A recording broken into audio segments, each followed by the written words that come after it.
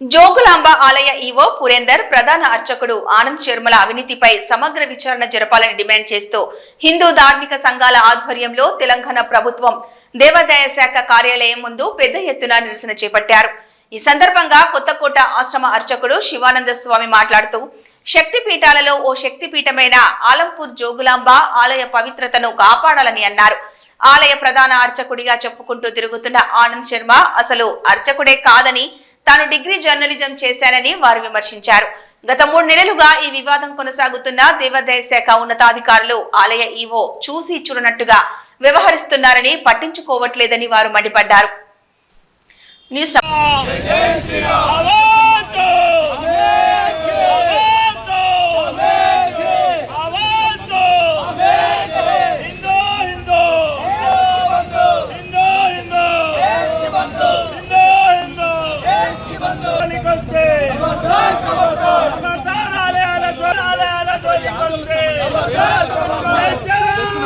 ప్రముఖునండి విశ్వ హిందూ పరిషత్ నుంచి వచ్చినానండి. నేను అలా ఇక్కడ చానిక మా ఆలయ అర్చకుడు ప్రధాన అర్చకుడి గురించి మాట్లాడడానికి వచ్చానండి.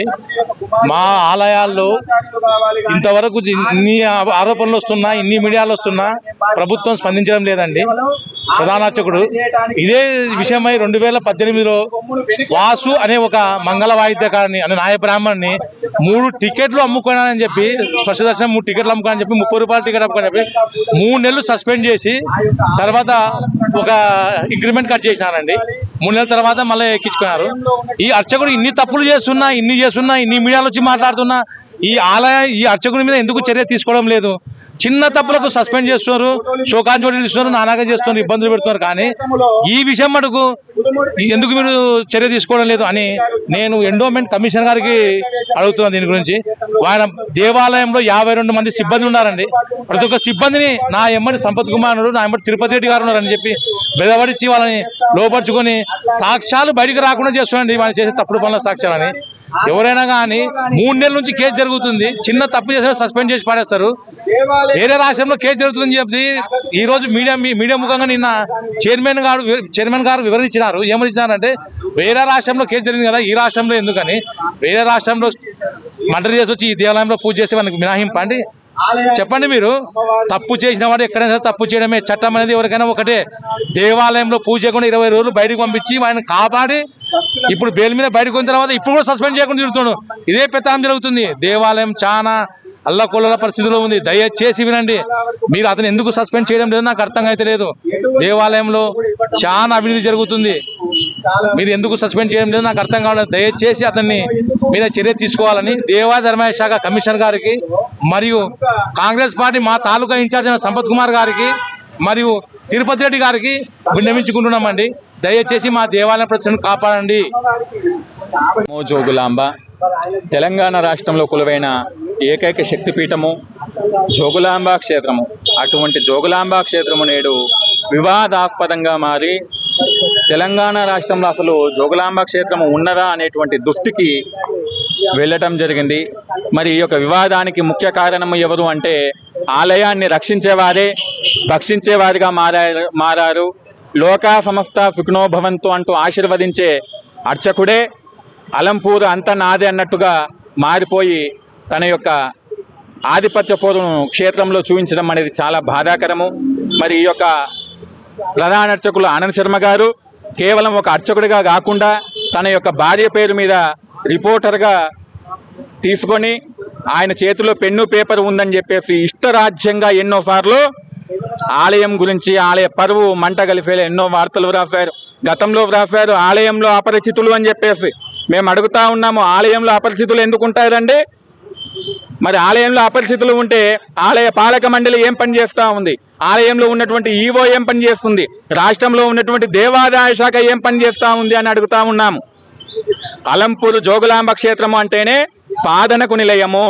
మరి అటువంటి సాధకులు నిరంతరం కూడా ఉదయము రాత్రి అన్నటువంటి తేడా లేకుండా అమ్మవారి సన్నిధిలో సాధన చేసుకోవాలని వస్తూ ఉంటారు. సాధనకు వచ్చినటువంటి ప్రతి ఒక్కడి మీద అపరిచితుడని ముద్ర వేసి ఆలయ పవిత్రతను మీరు దెబ్బతీస్తూ ఉన్నారు. అలాగే ఆలయానికి భక్తులు ఇచ్చేటువంటి నిధులను కానివ్వండి, ఇచ్చేటువంటి ఆభరణాలకు కానివ్వండి, మీరు ఎటువంటి రసీదు పత్రాలు ఇస్తూ ఉన్నారు? మరి ఆలయంలో 3 నెలలకు ఒకసారి ఆలయం యొక్క అభివృద్ధి గురించి ఆడిట్ నిర్వహించాల్సి ఉంటుంది. మరి ఇన్ని సంవత్సరాల లోపల మీరు ఎన్ని నెలలుగా ఆడిట్ నిర్వహిస్తున్నారండి? అట్లాగే ఆలయానికి వచ్చేటువంటి భక్తులకు మీరు సరైన సౌకర్యాలు కల్పిస్తూ ఉన్నారా?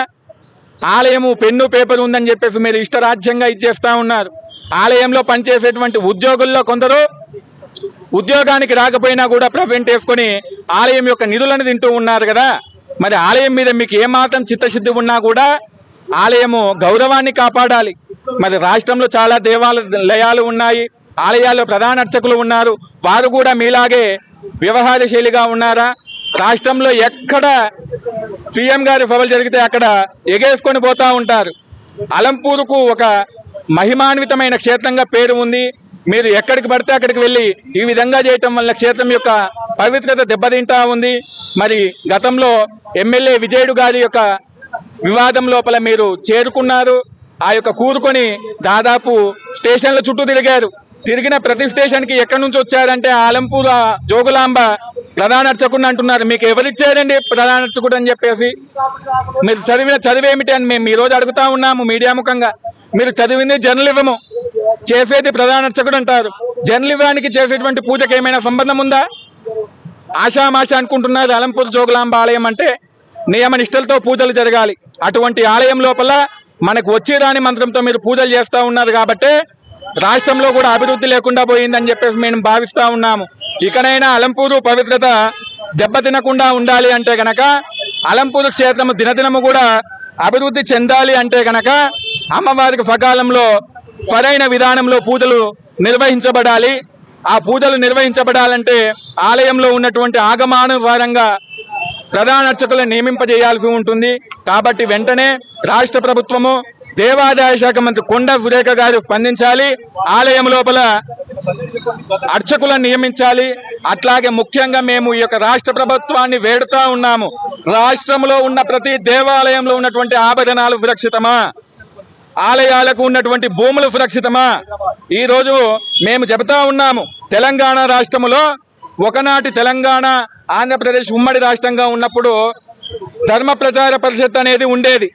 ఈ రోజు తెలంగాణ రాష్ట్రం ఏర్పడ్డాక ధర్మ ప్రచార పరిషత్ని ఎందుకు తొలగించారో సమాధానం చెప్పాలి.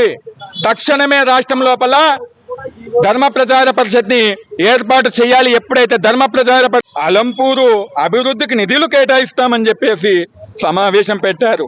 మీరు అభివృద్ధి కోసము పూజ స్వామీజీలను పిలిపించారా? మరి అలంపూరు క్షేత్రం ఏ విధంగా అభివృద్ధి చెందుతుందని చెప్పేసి సమాజంలో ఉన్నటువంటి పెద్దలతో కానీ, అలంపూరు క్షేత్రంలో ఉన్నటువంటి లోకల్ వాళ్ళతో కానీ ఏ రోజైనా స్పందించారా? మీరు అలంపూరు క్షేత్రాన్ని అభివృద్ధి పరచడం లేదు కానీ అలంపూరు క్షేత్రంలో ఉన్నటువంటి దర్గాకు మాత్రం విపరీతమైనటువంటి అభివృద్ధి కల్పిస్తా ఉన్నారు. అలంపూరు క్షేత్రాన్ని మేము రాష్ట్ర ప్రభుత్వాన్ని కోరేది ఒకటే, ఈ యొక్క తెలంగాణ రాష్ట్రంలో కొలువైనటువంటి జోగులాంబ క్షేత్రం అభివృద్ధి జరగాలంటే మాత్రము అమ్మవారికి నిత్యము జరగాల్సినటువంటి పూజాధికాలు శాస్త్రానుబద్ధంగా జరగాలి. వెంటనే ఈ యొక్క వివాదంలో ఉన్నటువంటి ఇరువురిని కూడా తొలగించాలి, లేదా ఈ యొక్క వివాదాన్ని రూపుమాపాలి.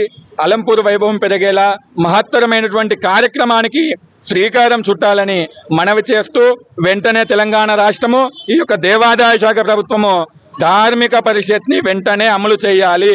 ఆ యొక్క ధార్మిక పరిషత్ని ఏర్పాటు చేస్తే రాష్ట్రంలో ఉన్నటువంటి ఏ దేవాలయం కూడా వివాదంలోకి వెళ్ళదు అని చెప్పేసి మనవి చేస్తూ నమో జోగులాంబ.